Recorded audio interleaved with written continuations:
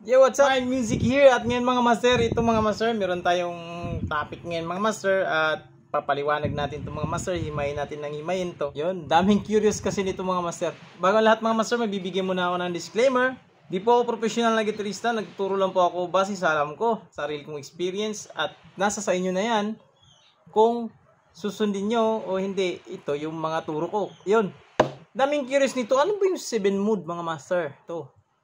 Ano ba yung Ionian, Dorian, Phrygian, Lydian, Mixolydian, Ionian, Locrian yan? Actually mga master, ganito yan mga master. Paliwanag natin itong mga master sa simpleng paraan. Yan.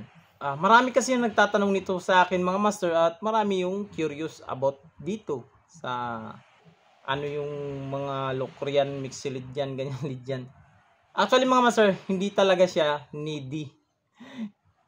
Ito master, hindi siya talaga kailangan lalo na pag nag-i-start ka. Ito. Titignan mo talaga siya na hindi siya ibang level. Marami kasi ang ano nito master, marami ang nagtataka. Kahit ako, siyempre ako dati, akala ko dati, Lydian, ano na yan, mixed Lydian, ano na yan, ibang level na yan. Hindi, ganito master. Para sa pagkaalam nyo po, ang 7 mode na yan is, yun din yan yung mga chords dito sa ating family chords.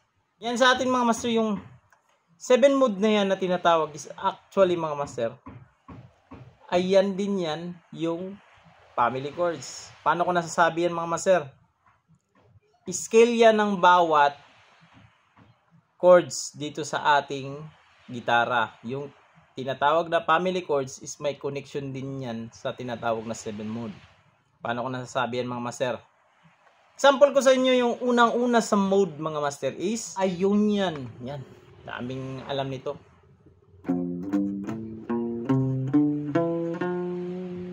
Yan yung Ionian. So parang may katunog master ano?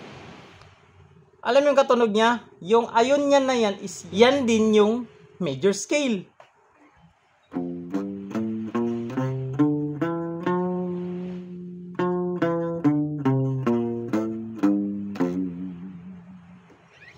Yun. Familiar na tayo diba sa scale. Lahat ito is applicable ito, lahat ng key. Ito mga master, sa key tayo ng G ngayon. Key ng G.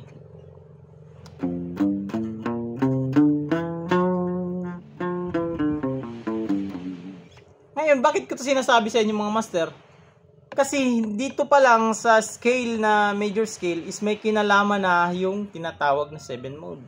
Yung scale ng bawat key is merong 7 na notes. Root, second, third, fourth, fifth, sixth, at 7.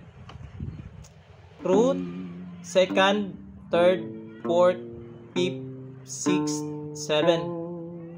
Yan din yan yung Ionian, Dorian, Phrygian, Lydian, Mixolydian, Ionian, Locrian.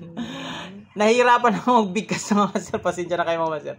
Basta master, yan na yan yung tinatawag na 7 mode. Bakit nandoon? Ito sa kilang ito ng G mga master. Ito example ko sa inyo mga master. Ang tinatawag na 7 mode, pag kukunin natin siya sa scale natin na G. Halimbawa, yung root natin dito sa scale ng G.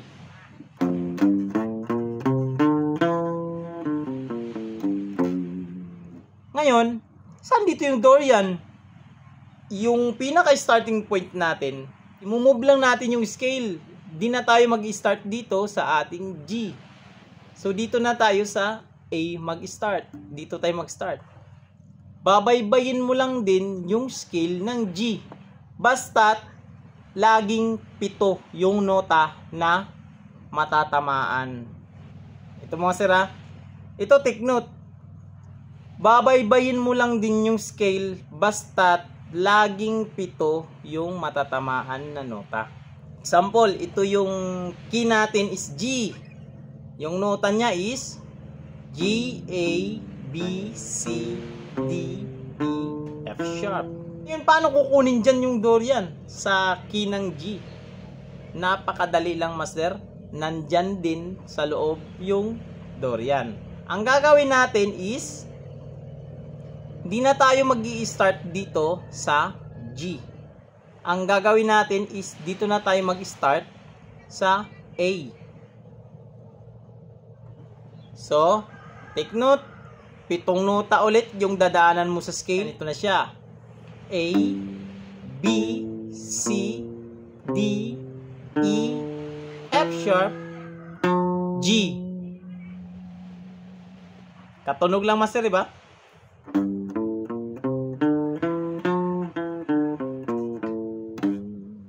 Yan. Nabuo na natin yung ating A Dorian. O ngayon, ano naman yung pread dyan? Paano naman? Same lang din ang principle, mga master. Yung scale ng G is doon na naman tayo mag-start sa B. So, ito yung scale. Hanapin natin yung B. Ito na yung B. So, dito na tayo mag-start. Another 7 nota ulit ang dadaanan natin.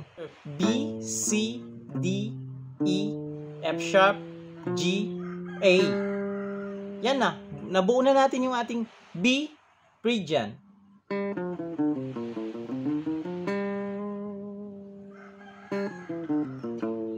Yun.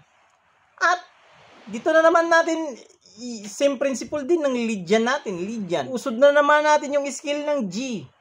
So yung pang-fourth is C. So dito tayo mag-Lydian. Same principle.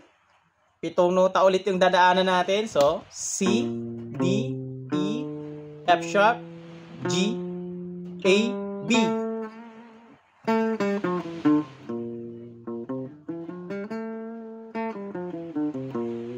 Yan. Nakuha na natin yung ating C Lydian. Mixolydian natin is nasa D tayo mag-start. Siya yung pang 5th na note. Mag-start na tayo sa 5th note ng ating G scale. Another 7 nota ulit. D, E, F sharp, G, A, B, C. Yan na yung ating Mixolydian.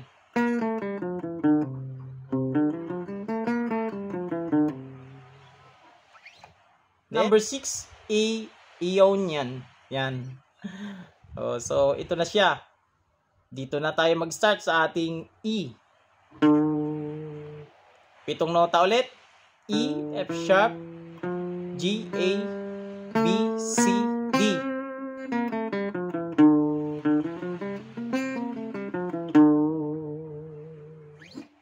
Yun. At yung ating panghuli, yung Locrian mode. Yung Locrian mode, kukunin natin sa pinakahuling nota doon sa ating scale na G. F sharp. So, yung ating F sharp is dito. 7 nota ulit yung dadaan natin basta nasa scale tayo ng G. So, F sharp, G, A, B, C, D, E. Yan na yung ating Locrian.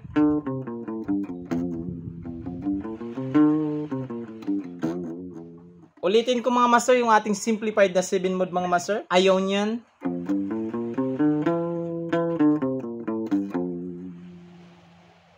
Dorian,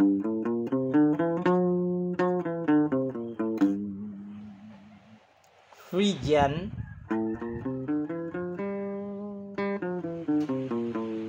Lydian,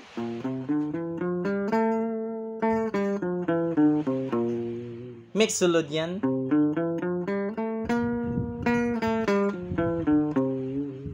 Ionian, at ang ating Locrian.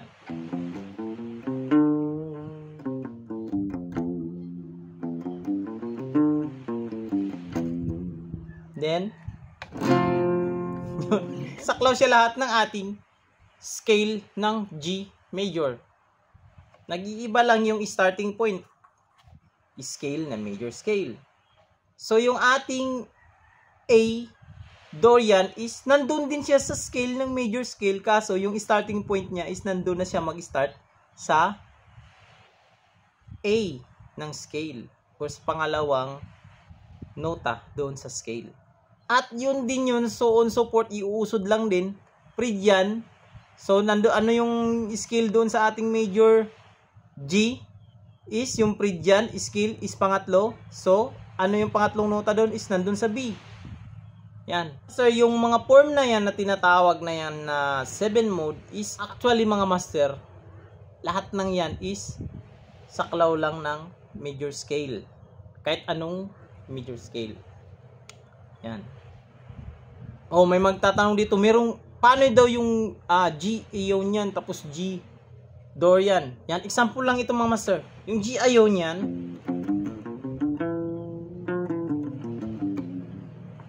at yung G Dorian,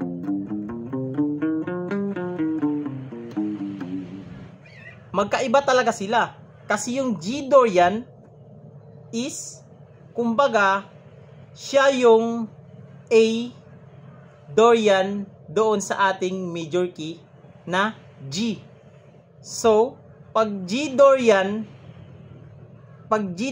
yung pag-uusapan is hindi na siya saklaw ng major scale na G. So, kanina, yung ating scale na G, yung key, inusod natin, doon tayo nag-start sa A, tinawag nating A Dorian.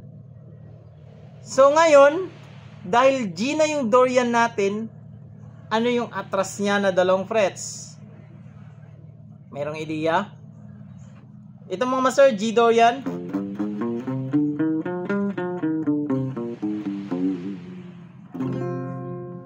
Saan siya bilong? Saan? Imay-imay natin. Tingnan natin yung nota. G, A, B flat, C, D, E. G Dorian is belong sa F major scale. Doon siya galing. Yung major scale niya. So, ito yung kanyang G Dorian.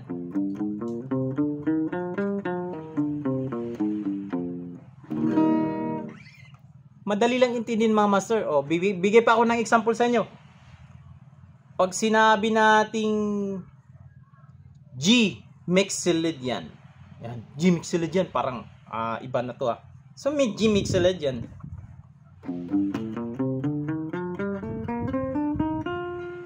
So, yun din yung mga master yung kanina. Tignan natin kanina sa scale natin na key natin kanina na G. Tignan natin yung kanina is yung Mixolydian niya doon is D. Or yung kanyang pang fifth chord is D. So, parang may idea na tayo. Naglilid na tayo doon sa G Mixolydian.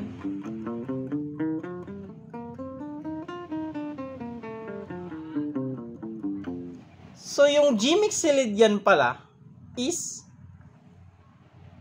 saklaw sa ating C major scale or C Ionian.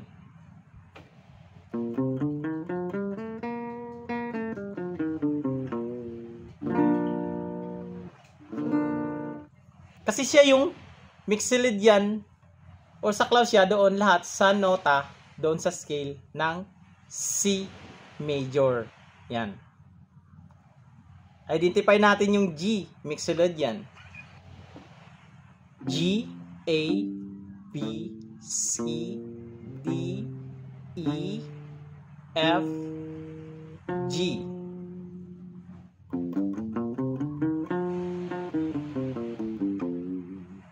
So, lahat ng nota na dinaanan ng ating Mixolydian is nandoon sa ating C major scale.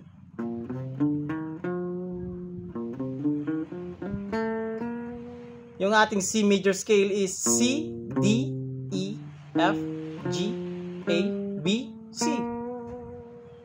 So, pag mag-G Mixolydian pala ako, tapos ibabagsak ko sa C, try natin. G Mixolydian, ito yung G Mixolydian.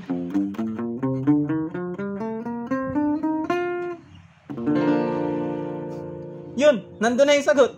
So, mga master, ito mga master, ito yung tandaan natin mga master. Huwag nating tignan na yung mga 7 mode na yan is pang ibang level or alam kasi niya yung yung ganitong level, mataas na yan. Hindi. Yan, ito sa mga nag-start na mag-aral or laliman yung ating pag-solo, paglilid, gumagawa ng ano, is ito talaga yan, master. Focus ka sa major scale kasi nandyan na yan lahat ang sangkap, mga master. Ito pag maunawaan mo to, mga master, pag maunawaan mo to, madali na lang kunin yung mga tinatawag na 7 mode. Madali na lang yan, mga master. Kasi ang 7 mode is nandyan lang yan sa loob ng ating mga major scale. Kaya nga 'di ba yung major scale is foundation yan sa lahat ng scale. Kaya wag tignan yung 7 mode na ibang scale, hindi siya ibang scale. Saklaw siya ng ating major scale. Sangkap lang siya, iba lang yung form niya pero sangkap siya. Nandoon din siya sa ating major scale. Yan. Ito lang muna sa video na to, mga master, at yun. Sana nagbigay ito ng ideya sa inyo, mga master, at kasagutan din dun sa nagtatanong, mga master, na ang 7 mode ay hindi talaga siya actually mahirap. Hindi siya mahirap, nasa loob lang siya ng ating major scale. So ito lang muna. This is Smart Music. God bless all. Peace out.